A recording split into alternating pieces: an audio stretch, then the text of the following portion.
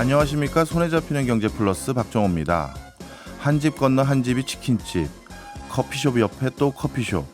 경쟁은 치열해지는데 임대료는 오르고 인건비 부담도 커지고, 이게 우리나라 자영업자의 현실입니다. 실제로 지난해 폐업한 자영업자가 많습니다. 통계청에서는 약 34만 명이 폐업했다고 밝혔는데요. 그런데도 우리나라 전체 취업자 수 가운데 20%가 자영업자입니다. OECD 국가 평균인 15%보다 높은 상황인데요. 그렇다면 왜 우리나라에 유달리 자영업자가 많은 걸까요?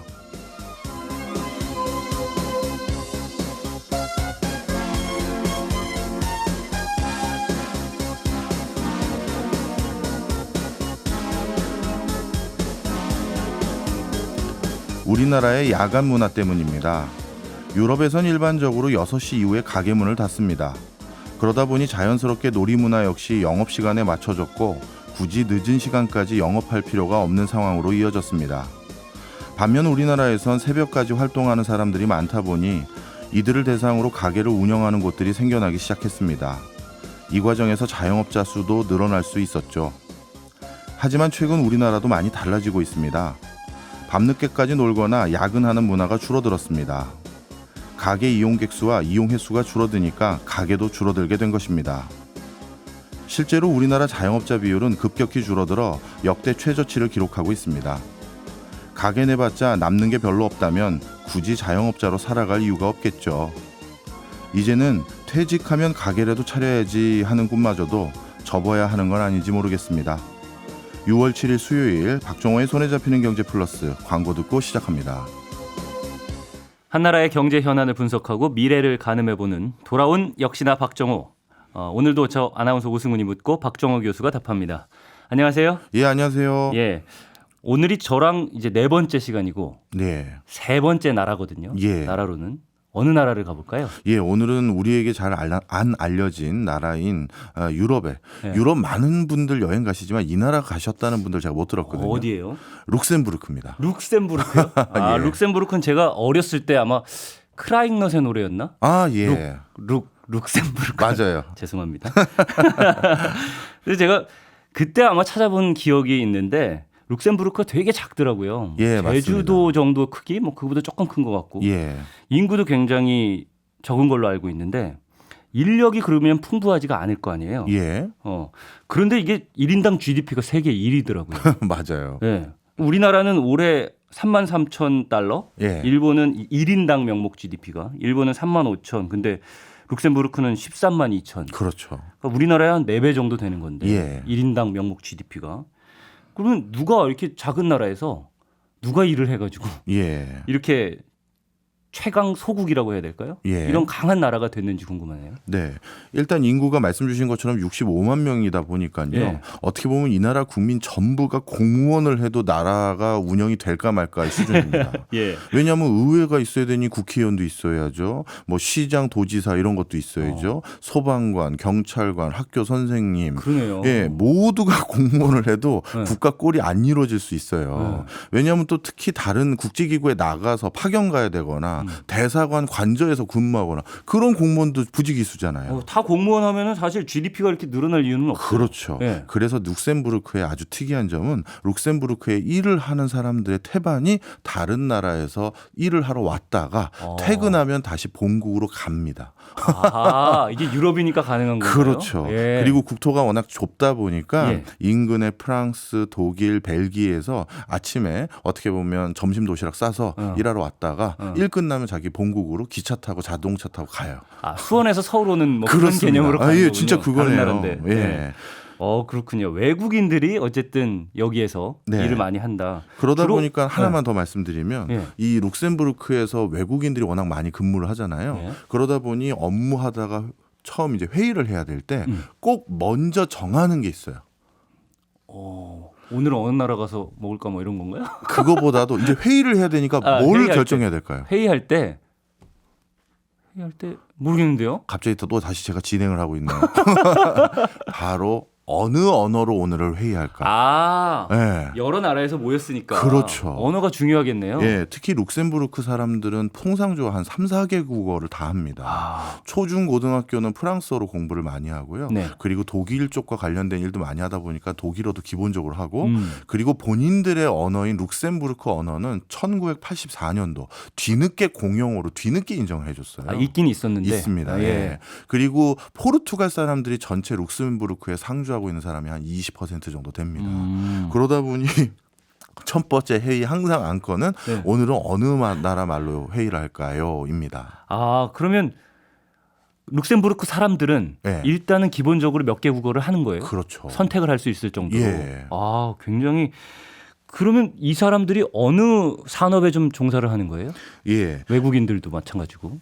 외국인들이나 다른 나라에서 일하러 오는 사람들은 룩셈부르크라는 나라가 어떻게 보면 나라 꼴을 갖추기 위한 제반 서비스 업종이 많지 않겠습니까? 네. 그런 쪽에 종사하시는 분들이 많고요. 예. 그다음에 룩셈부르크 남쪽 지방에는 포도를 많이 재배할 수 있는 그 농업지대가 발달돼 있습니다. 그러다 보니까 일손이 많이 필요할 거 아니에요. 그러다 보니 또 그쪽에서 넘어오시는 분들이 또 많이 있고요. 예. 그리고 룩셈부르크 원래 원주민들, 국민들은 가장 핵심적인 일들에 많이 종사를 하는데요. 네. 그 비중이 좀 더 높은 편인데 물론 외국인도 여기 근무 안 하는 건 아닙니다만 예전에는 광업이었고요.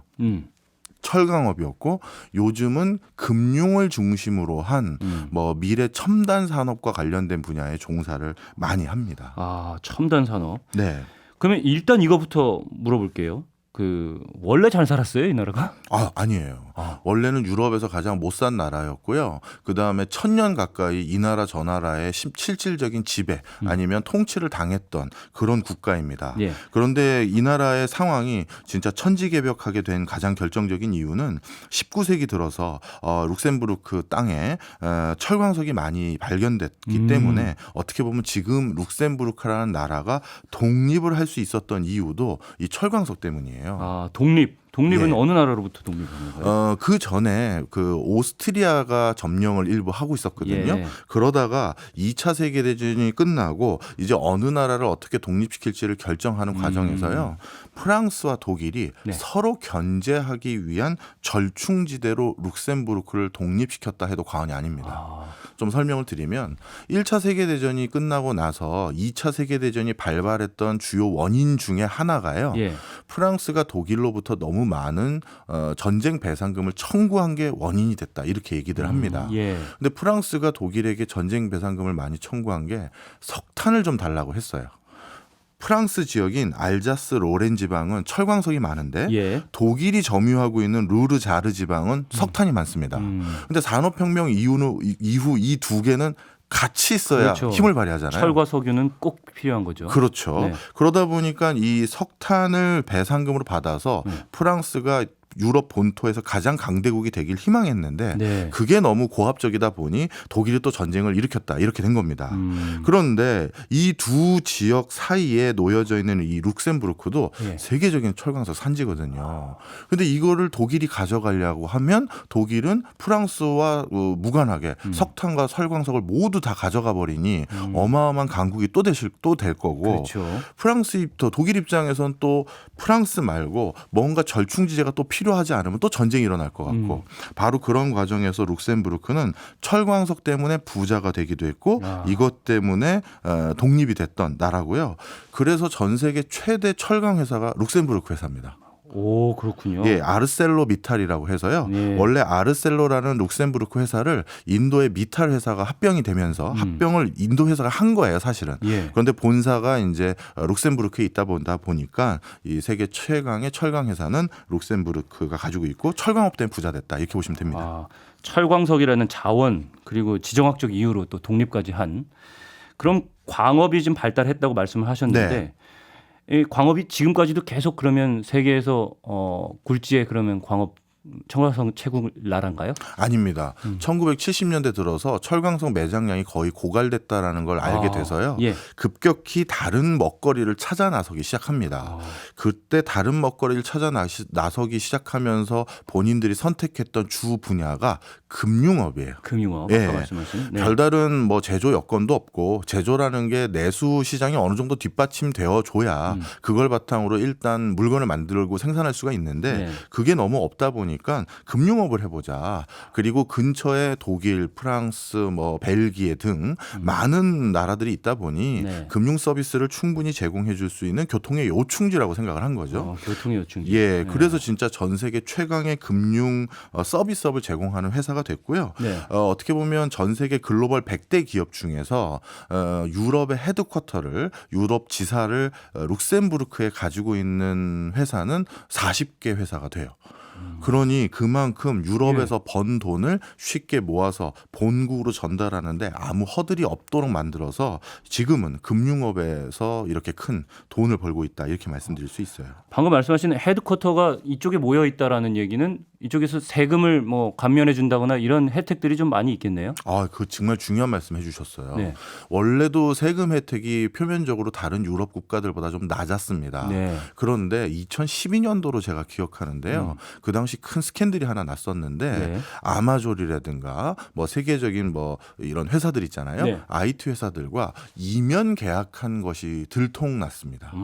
무슨 얘기냐면요. 원래 룩셈부르크도 EU 체제 안에 들어가 있기 때문에 예. EU에서 정한 가이드라인을 준용해야 되지 않겠습니까? 세금은 얼마까지 받아야 되고 네. 관세는 어떻게 처리하고 통관 절차는 어떻게 하고 뭐 돈을 보낼 때는 어떤 절차에 따라라. 예. 이게 다 있었는데 EU의 법을 지켜야 된다는 그렇죠. 말씀이시죠? 예. 그런데 이 세계적인 글로벌 기업들을 자국에 유치하기 위해서 그 룰과 상관없이 이면 계약서를 쓴 거예요. 우리 룩셈부르크에 본사를 둘 경우 너희들이 돈을 여기다 저장할 때 우리는 큰 세금을 안 물릴 뿐만 아니라 돈을 내보낼 때도 실질적으로 우리가 어떻게 처리해드리겠다. 예. 어떻게 보면 편의를 봐주겠다라고 한 건데 예. 이게 달리 말하면 조세 회피처가 되는 거잖아요. 그렇죠. 조세 피난처. 예. 그러다 보니까 이 룩셈부르크가 그런 형태로 글로벌 기업을 모아왔다라는 게 들통 아닌 들통이 나면서 크게 한번 이슈가 된 적도 있습니다. 그렇군요. 어쨌든 이 금융 쪽에 이제 발달을 해서 어쩌면 나라가 좁고 네. 자원도 없고 철광석도 떨어져 가고 있다고 하니까요. 금융 쪽으로 가는 거는 자원도 필요가 없을 거고 이제 교통은 이미 발달이 잘 돼 있으니까. 네. 그래서 금융 쪽으로 전략적으로 선택한 거다 이렇게 생각을 해볼 수 있을 것 같아요. 맞습니다. 네. 그래서 금융을 선택했는데 이것 때문에 아주 요즘 룩셈부르크가 독특한 산업의 세계적인 메카 국가가 되고 있어요. 독특한 산업. 네. 어떤 산업인가요? 앞서서 룩셈부르크는 철광석을 바탕으로 한 광업을 바탕으로 일어난 국가고 예. 지금은 금융업이 많이 발달했다. 이 말씀 드렸잖아요. 예. 이 광업과 금융업을 합쳐서 발달시킬 수 있는 산업군을 룩셈부르크가 찾았습니다. 오. 이 사람들은 좀 전략적으로 계속 산업을 육성하는 예. 느낌이네요. 뭔가요? 그 산업이 제가 오늘 공지 앞에서 문자 쓰게 된 건데 우주항공 산업이에요. 아, 네. 예. 우리 공자는 아니지만 네, 우리 오승훈 아나운서는 우주항공 박사시잖아요. 너무 좋아합니다. 저는. 제가 틀린 게 있으면 바로 지적해 주십시오. 근데 저도 이 부분에 좀 관심이 있다 보니까 예. 우리 정부가 지난해 룩셈부르크랑 수교 60주년 기념하면서 예, 그 우주 협력에 관한 MOU 체결했어요. 맞습니다. 네. 근데 룩셈부르크에서는 이 작은 나라에 우리나라 같은 경우에는 어쨌든 고흥 쪽에 뭐 발사체, 발사대 이런 것들 연구할 수 있는 땅도 있고 그렇잖아요. 근데 이 좁은 나라에서 어떻게 항공우주 산업을 육성하지? 이런 생각이 좀 드네요. 네, 많은 분들이 이제 우주항공 산업에 관심 많으신 분들은 우주 발사체 기술, 그게 전 세계 한 뭐 10개 정도 되는 나라만 가지고 있다. 이런 사실들 많이 알고 계실 텐데요. 네. 그런 과정에서 그 10개 되는 나라 중에 룩셈부르크는 포함되어 있지 않습니다. 예. 그러면 아니 우주항공 산업을 한다는 나라에서 우주 발사체 기술도 없으면 이걸 어떻게 하느냐? 이렇게 생각하실 수 있을 텐데요. 룩셈부르크가 우주항공 산업을 하는 바탕과 어떻게 보면 전략은 아까 말씀드렸던 광업과 금융업을 같이 하는데요. 예. 쉽게 말해서 우주에 이렇게 떠다니는 여러 소행성에 있는 백금, 니켈, 철, 황금 같은 이런 금속들을 채굴해 오는 광업 산업에 금융적으로 투자하는 겁니다. 아, 그러니까 우주에 떠다니는 광물이라고 하셨는데 사실 우주 쓰레기 같은 그런 느낌도 있는 것 같아요. 우주 쓰레기가 요즘에 굉장히 많이 논란이 되고 있거든요. 예. 그러니까 그거를 수거해서 네. 거기에 있는 자원을 뽑아서 다시 수출한다 뭐 이런 개념으로 생각할 수 있는 건가요? 그것도 있지만 네. 소행성에 소행성에 예, 소행성에 있는 광물 자원들을 요즘 주목하기 시작했어요. 그렇죠. 대표적으로 요즘 많이 알려진 소행성 중에 하나가 16푸시케라는 소행성이 있습니다. 예. 이 16푸시케는 거의 그 소행성 전체가 금속 덩어리라고 하더라고요. 니켈하고 그다음에 철광석 네. 이게 잔뜩 뭉쳐 있는 곳인데 예. 이 16푸시케에 일본이 얼마 전에 위성을 2개 보내서 네. 채굴을 하는데 성공했어요. 그래서 소행성에서 채굴을 해서 가져온 광석을 가지고 있는 유일한 나라가 일본이 됐습니다. 하야부사 1호와 2호가 정확히 말하면 거기 소행성에 딱 착륙해가지고 딱 캐서 가져오는 게 아니라 소행성이 일종의 충돌하면서 자연스럽게 캐오는 방식이었는데요. 예. 이 16푸시케가 가지고 있는 니켈과 철광석의 뭐랄까요 전체 경제적 가치가 그 닐 타이슨 천문학자가 이런 표현을 쓰셨는데 이 16푸시케에만 있는 금속 광산의 그 경제적 가치가 1000경 달러. 야, 1000경 달러면 이게 우리 돈으로 뭐라고 불러야 되는지 모르겠네요. 그러게요. 행가요? 경다음에.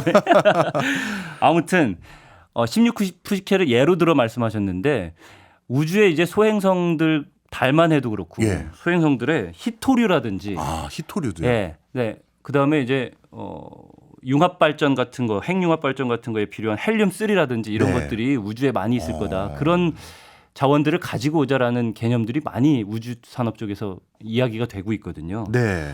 근데 이게 그쪽으로 이제 투자를 하고 있다. 맞습니다. 그래서 룩셈부르크는 이건 어마어마한 천문학적인 초기 투자들이 많이 들어가잖아요. 네. 그러다 보니까 자연스럽게 금융 투자라든가 투자에 대한 배분 문제라든가 이런 것들에 대한 여러 가지 금융 서비스가 첨단적으로 발달한 나라에서나 뒷받침할 수 있는데 그런 역량을 룩셈부르크가 가지고 있었고요. 네. 그다음에 이렇게 소행성에서 채굴하는 사업 이건 뭐 봉이 김선달 아니냐 이렇게 생각하실 수 있을 텐데 룩셈부르크는 아르셀로미탈이라고 방금 말씀드렸던 그 뭐 철강 회사 세계 예. 최고의 철강 회사를 가지고 있다 보니까 이 뭔가 시추하고 캐는 기술과 관련된 노하우나 인프라 아니면 그런 것들과 협력할 수 있는 회사들 군을 잘 알고 있거든요. 그렇죠. 그런데 이 소행성이라는 극단의 환경에서 채굴하는 기술을 자꾸 개발하다 보니까 그 기술을 바로 어디다 접목시킬 수 있게 됐다. 네. 본인들이 가지고 있는 이 철강 회사인 아르셀로미탈에게 바로 사용할 수 있는 기술들이 일부 있는 거예요.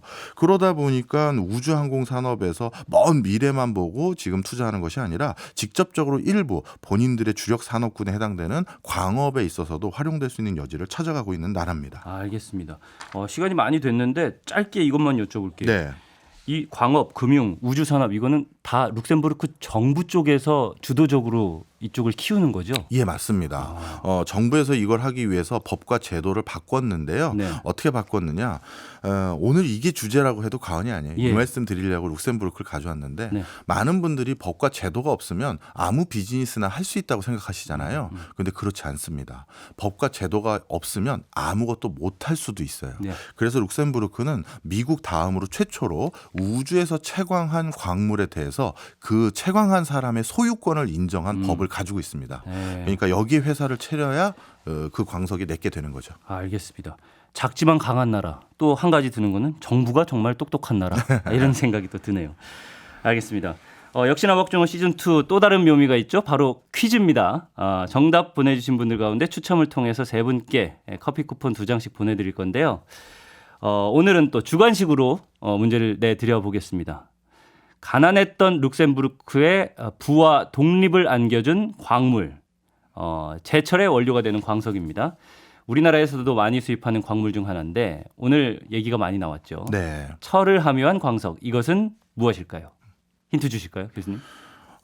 철을 하면 광석 줄임말일 겁니다. 철을 함유한 광석. 중간에 어떤 단어들을 뚝 빼면 세 글자. 네. 너무 답을 알려드리네요.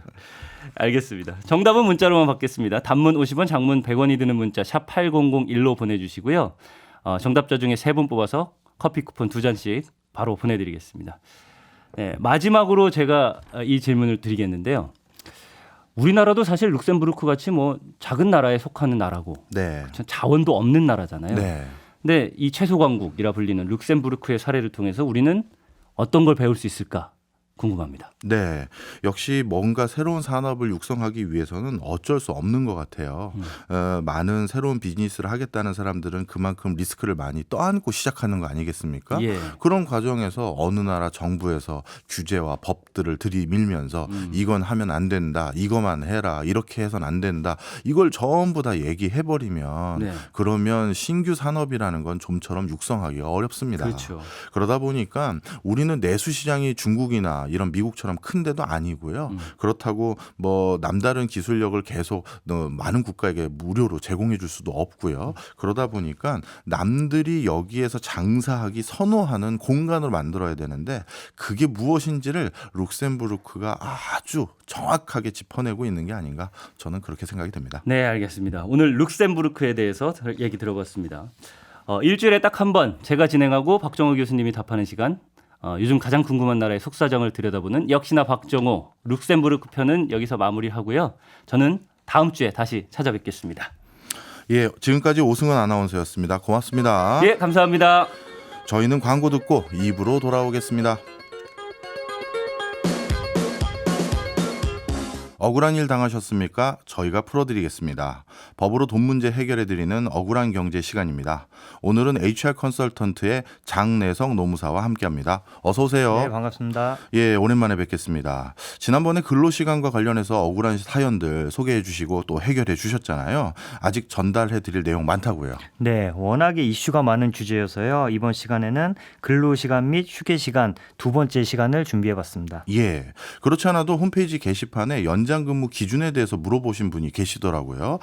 황세원 님이 남겨주셨는데요. 어떤 내용이었나요? 네, 지난 방송에서 제가 1분이라도 지나면 연장 근무이기 때문에 근로자 입장에서 철저하게 계산해야 된다고 말씀을 드렸는데요. 그랬더니 반대로 근로자가 휴게 시간 외에 담배를 피우러 간다든지 근무 시간에 10분 이상 잡담을 하거나 간식을 먹거나 일찍 퇴근을 하거나 이러면은 근로 시간을 다 철저히 지키지 않은 거니까 급여에서 분당으로 계산해 가지고 제한하는 게 가능한지 궁금하네요. 이렇게 질문을 주셨네요. 예, 이 지적도 타당성이 있어 보이는데요. 실제 어떻습니까? 네, 지금 황세현님도 보니까 계속 사업만 하신 분은 아니고 10년간 직장 생활을 하시고 이제 사업을 하셔서 양쪽의 입장을 다 아시는 것 같아요. 예. 근데 노동법은 알다시피 이제 근로자가 약자이기 때문에 약자를 보호하는 법이고요. 근데 아무리 근로자라 하더라도 너무 오래 자리를 비우거나 그렇게 되면은 말씀하신 것처럼 분당으로 법적으로 다 시간을 공제할 수 있고 시간을 공제했으면은 휴게니까 네. 무노동 무임금에 따라서 임금 공제도 가능합니다. 하지만 예전에 대기업에서도 화장실 가는 시간까지 다 체크해서 공제를 한 적이 있거든요. 예. 그럼 어떻게 될까요? 그럼 근로자들이 화가 나고 억울해가지고 점점 갈등만 유발됩니다. 그래서 이렇게 할 건 아니고 사실 우리는 근로자가 몇 시간을 일했는가가 중요한 게 아니라 본인이 맡은 업무를 얼마나 잘 해내느냐가 더 중요하거든요. 그래서 성과 관리를 철저히 하는 게 그게 키라고 생각합니다. 근로자나 사측이나 이제 상호 성실의 원칙에 의거해야 되는데 참 하나하나 따지고 들어가면 진짜 감정만 더 상할 것 같기도 합니다. 자, 청취자분들도 상담 받으실 수 있습니다. 무료로 이용할 수 있는 MBC 스마트 라디오 미니나 짧은 건 50원, 긴 건 100원의 정보 이용료가 드는 유료 문자 샵 8001번으로 억울한 사연 보내주시면 장내성 노무사가 상담해 드립니다. 저는 이것도 궁금했어요. 요즘 글로벌 시대이고 해외 법인도 많다 보니까 해외 출장도 많이 가게 됩니다. 그런데 항공 탑승 시간, 출입국 수속 시간 이것도 근로 시간에 들어가나요? 네, 이런 부분은 일괄적으로 법으로 딱 규정하기가 굉장히 까다롭겠죠. 그럴 것 같아요. 비행기가 이륙했는데 잠시만요, 저 퇴근 시간이니까 비행기 좀 멈춰주세요. 이렇게 할 수는 없겠죠. 그래서 노동부도 노사 간의 합리적 수준에서 정하면 이를 인정해주고 있는데요. 이와 관련해서 판례가 있습니다. 네. 2013년 1월부터 2015년 2월까지 약 2년간 해외 출장이 많았던 해외 영업팀장의 사례인데요. 당연히 출장 계획서 결제도 다 받고 소정 근로시간을 넘어서 출장이 진행이 됐습니다. 근데 연장 근로수당을 받지 못해서 연장 근로수당을 주세요 이렇게 소송을 낸 건데요. 판결은 이미 연장 근로 등에 대한 임금을 다 지급받았으니까 더 받을 것이 없다 이렇게 판결을 했는데요. 왜 그렇게 판결이 났나 봤더니 이 회사는 아주 구체적인 해외 출장 기준이 있었습니다. 공항에서 출국 수속은 2시간, 입국 수속은 좀 빠르니까 1시간을 근로시간으로 인정을 해줬고요. 비행하거나 환승을 위해서 대기시간 할 때는 4시간마다 30분의 휴게시간을 적용하고 또 렌터카 이용하잖아요. 예. 그럴 때는 해외 지역 간 이동 시간은 실소요 시간을 적용한다. 이렇게 명확하게 정해놓으니까 법원도 합리적이네 이러면서 그 규정대로 근로시간을 인정해 준 겁니다. 이렇게 구체적으로 정해놓으면 큰 논란이 없겠죠. 아, 그렇군요. 그러면 노사 간에 서면 합의를 하면 연장 근로를 실질적으로 해도 인정이 안 될 수도 있는 거예요? 다 그렇진 않습니다. 만약에 8시간을 일을 하기로 서면 합의를 했는데 실제 계속적으로 그거보다 더 연장 근로를 했고 그것을 입증할 수 있으면 인정이 되는데요. 그리고 이런 서면 합의 자체는 아무나 하는 건 아닙니다. 대표적으로 사업장 밖 간주 근로제와 재량 근로제 합의란 게 있는데요. 먼저 사업장 밖 간주 근로제는 뭐냐면 재택 근로를 한다든지 예. 계속 외근을 하는 영업사원은 몇 시간 일했는지 알기가 힘들잖아요. 예를 들어 외근 영업사원인데 하루 종일 정말 발바닥에 땀나도록 뛰어다니는 날도 있고 어느 날은 미팅이 생각보다 일찍 끝나서 차에서 좀 쉬거나 조기 퇴근할 수도 있죠. 그래서 하루에 몇 시간 일한 걸로 합시다. 간주합시다. 이렇게 정하는 겁니다. 이거는 꼭 8시간으로 정해야 되는 건 아니고요. 보통 야근이 많다. 그러니까 10시간으로 합의를 할 수도 있습니다. 그럼 10시간으로 합의를 했기 때문에 매일 2시간에 대해서는 연장 근로 수당을 무조건 지급해야 되는 거고요. 그렇군요. 그다음에 이제 재량 근로제가 있는데요. 이거는 여기 방송국 PD님들처럼 업무를 본인의 재량에 따라서 수행하는 직종이 있습니다. 연구원도 있고요. 예를 들어 드라마 PD가 3개월 제작 기간을 주고 작업을 하게 되면 그 안에서 자유롭게 시간을 정해서 일을 하는 겁니다. 예. 이럴 때도 노사 간에 그럼 몇 시간 일한 걸로 정합시다. 이렇게 하면은 그 시간에 따라 뭐 수당을 지급하시면 됩니다. 요즘은 회사에서 교육도 참 많이 수행하거든요. 그런데 이 교육 중에는 법정 의무 교육도 있겠지만 뭐 교양 교육이라든가 직원들의 화합을 도모하는 그런 단순 교육들도 많을 것 같은데 이것들도 다 근로시간에 해당되나요? 모든 교육이 근로시간으로 인정되는 건 아니고요. 일단은 교육 참석에 대한 강제성이 있어야 되고요. 예. 그리고 사업주의 지시에 의한 교육이면은 근로시간으로 인정이 됩니다. 그래서 교양교육은 대부분 이제 업무 시간 중에 보통 하죠. 근데 산업안전교육이라든지 직장 내 성희롱 예방교육 같은 법정 의무 교육은 반드시 들어야 되는 교육이잖아요. 예. 그렇기 때문에 근로시간에 해당합니다. 그리고 근로시간을 넘어서까지 하게 되면 연장 근로수당도 지급을 해야 되고요. 요새는 또 온라인 교육도 많이 하죠. 그래서 그것도 근로시간으로 인정이 될 수 있는데요. 만약에 온라인 교육이 2시간인데 뭐 5월 말까지 이수하세요. 이렇게 지침이 내려졌어요. 그러면은 업무 시간에 들어도 되는 거잖아요. 예. 그렇기 때문에 내가 퇴근하고 집에서 2시간 들었으니까 이거 연장 근로로 인정해 주세요. 해도 인정이 되지는 않습니다. 하지만 회사에서 지침을 내려서 온라인 교육은 일이 아니니까 방해되니까 반드시 집에 가서 들으세요. 근무 시간 내에는 수강하면 안 됩니다. 이렇게 지침이 내려왔어요. 그러면은 퇴근 후에 들을 수밖에 없기 때문에 연장 근로가 될 수 있습니다. 그리고 마지막으로 오해하시는 부분이 교육의 대가로 어떤 보상을 하면 예. 이거는 근로시간인가 이렇게 생각하시는 분들이 있는데요. 교육 참석의 대가로 교육 수당을 주거나 예. 아니면 요새는 뭐 교육 포인트, 뭐 복지 포인트 이런 걸 주기도 하죠. 그렇다고 해서 근로시간이 다 되는 건 아닙니다. 아, 그러니까 돈을 지급받거나 별도의 대가를 주는 거 여부는 근로시간을 계산하는 기준이 되는 건 아니다. 네. 예. 요즘 재택근무 또 많이들 하시거든요. 네. 그럼 재택근로에 대해서는 근로시간을 어떻게 카운트합니까? 네, 재택근로는 노는 거다 이렇게 생각하시는 분들이 아직도 계시죠. 하지만 오히려 재택근로는 출퇴근 시간을 줄여서 정말 효율적으로 일을 할 수 있는 좋은 제도입니다. 이제 엔데믹이 되면서 다시 출근을 의무화해서 10,000원 지하철에서 또 10,000원 버스에서 고통받는 분들이 많아졌고 이로 인해서 심지어 퇴사하는 직원도 있습니다. 그리고 이건 우리나라만의 문제가 아니죠. 몇 달 전에 테슬라 CEO인 일론 머스크가 최소 주에 40시간을 사무실에서 근무하고 이를 어기면 퇴사한 것으로 간주하겠다. 이런 메일을 직원들한테 보내서 큰 이슈가 된 적이 있습니다. 기억납니다. 네. 재택근로도 요즘 워낙에 업무 관리 프로그램, 회의 프로그램, 또 근태 관리 앱 이런 게 잘 되어 있어서요. 충분히 근로시간 관리가 가능합니다. 근데 우리 회사는 좀 작고 그래서 이런 프로그램 활용이 어려워요. 이럴 때는 간주근로제 합의를 아까 말씀드린 대로 해서 그냥 재택근로를 하면 몇 시간 일한 걸로 합시다. 이렇게 합의를 할 수가 있습니다. 네. 요즘은 출퇴근 안 하고 재택근무하는 직원에게 집에서 근무하니까 저 친구에게 일 더 줘 하면서 과업 수행량을 인위적으로 그쪽으로 더 많이 보내는 경우도 있다고 들었습니다. 이거 문제가 되는 거죠. 그럼요. 아까 말씀드린 대로 재택근로는 노는 게 아닙니다. 오히려 더 효율적으로 출퇴근 시간까지 일을 하니까 더 일을 많이 하는 걸 수도 있어요. 예. 근데 마치 집에서 편하게 일했으니 노른 거다. 그러니 일을 더 줘야겠다. 이렇게 하는 건 맞지 않고 일을 더 줬으면 당연히 근로시간도 늘어났겠죠. 그럼 거기에 따른 연장근로가 생기고 연장근로 수당도 다 지급해야 될 의무가 발생하십니다. 그렇군요. 교육 말씀 주셨으니까 이번에는 회식 또는 워크숍 이런 것도 다 근무 시간이죠? 네네. 회식이나 워크숍 많이 줄긴 했지만 여전히 있는데요. 팀장이나 사업주에 의한 공식적인 회식 그리고 공식적인 워크숍은 근로시간이 맞습니다. 다만 업무와 관련이 당연히 있어야 되고 참석에 대한 강요가 있어야 됩니다. 근데 참석 강요가 팀장님이 오늘 시간 되는 사람 오늘 저녁이나 같이 합시다. 꼭 참석하세요. 이 정도로는 강요가 아니고요. 불참하면 인사평가 또는 근태 등의 불이익이 있을 거다. 또는 좀 강한 어조로 협박조로 얘기를 했다든지 그 정도의 불이익 예고가 있어야 강요로 인정이 되고요.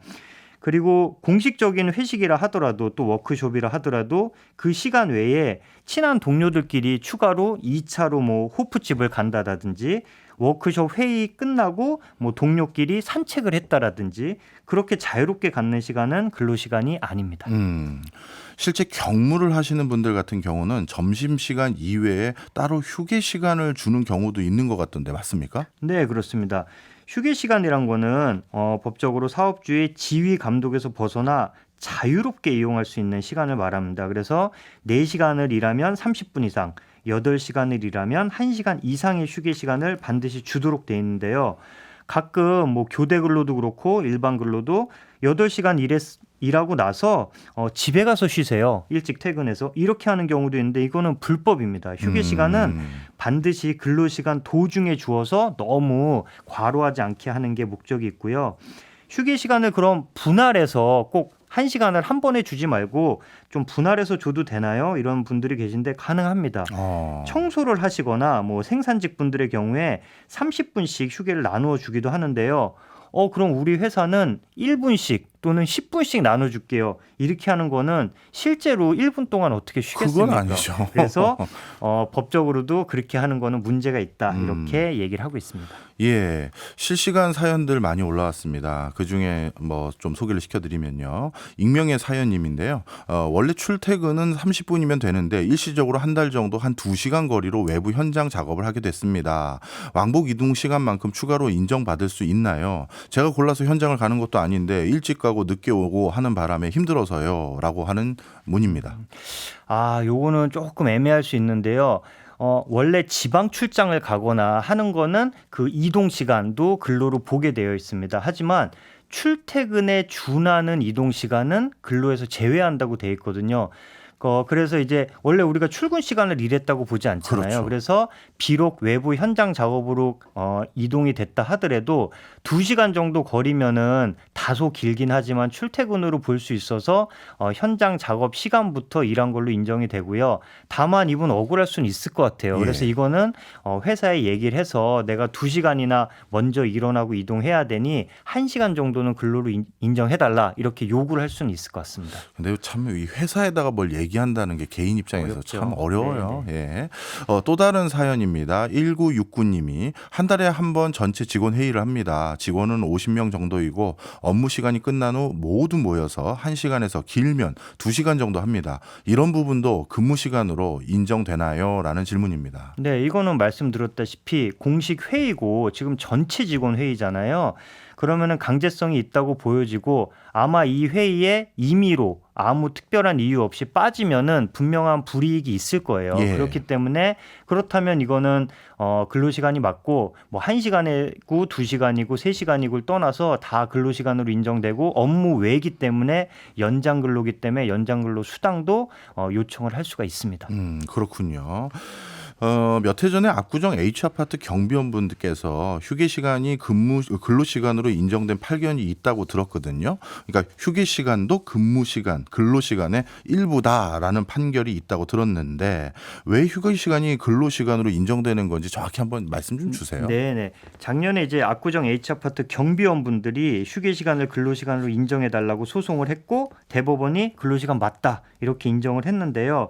이유는 간단합니다. 한마디로 휴게 시간인데 못 쉬어서 그런 거예요. 예. 지금 압구정 H아파트 굉장히 유명한 곳인데 6시간이라고 명시돼 있었지만 언제 몇 시부터 몇 시인지도 기록이 안 돼 있었고요. 그리고 아시다시피 옛날 아파트는 지하 주차장이 없잖아요. 그렇죠. 주차 관리나 택배 관리도 힘들었습니다. 그래서 계속적으로 일을 했기 때문에 근로시간으로 인정이 된 겁니다. 그렇군요. 이렇게 좀 어떻게 보면 모호하게 써놓는 건 어떻게 보면 진짜 휴게 시간 이용하지 말라는 얘기랑 똑같은 거 아니겠습니까? 맞습니다.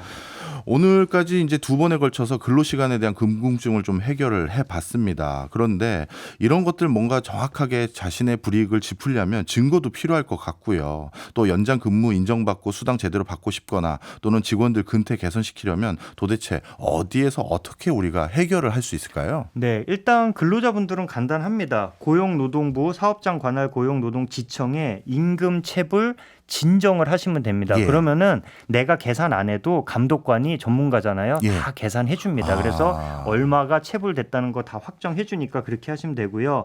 반면에 사업주 입장에서는 근로자가 연장 근로를 쓸데없이 하는 경우도 있을 수 있어요. 그럴 때는 연장 근로 사전 승인제에서 미리 승인 받은 것만 연장 근로 하도록 인정하면 됩니다. 감독관이 그러면 자기가 근무하고 있는 회사까지 오는 거예요? 오기도 하고요. 오. 보통은 부릅니다. 아, 그래요? 사업주를. 예. 알겠습니다. 오늘 뭐 정말 도움 많이 됐습니다. 지금까지 장내성 노무사였습니다. 오늘도 너무 고맙습니다. 감사합니다. 지금 듣고 계신 곡은 이적의 하늘을 달리다입니다. 오늘 정답은 철광석이었고요. 커피 쿠폰 받으실 분 8012님, 8824님, 2030님 세 분께 커피 쿠폰 보내드리겠습니다. 오늘 우주의 광물 캐러 가는 세상 말에서 이적의 하늘을 달리다 선곡해봤습니다. 박정호의 손에 잡히는 경제 플러스는 내일 11시 5분에 다시 찾아오겠습니다. 고맙습니다.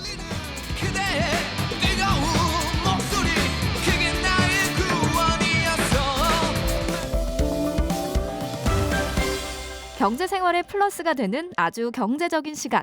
박정호의 손에 잡히는 경제 플러스.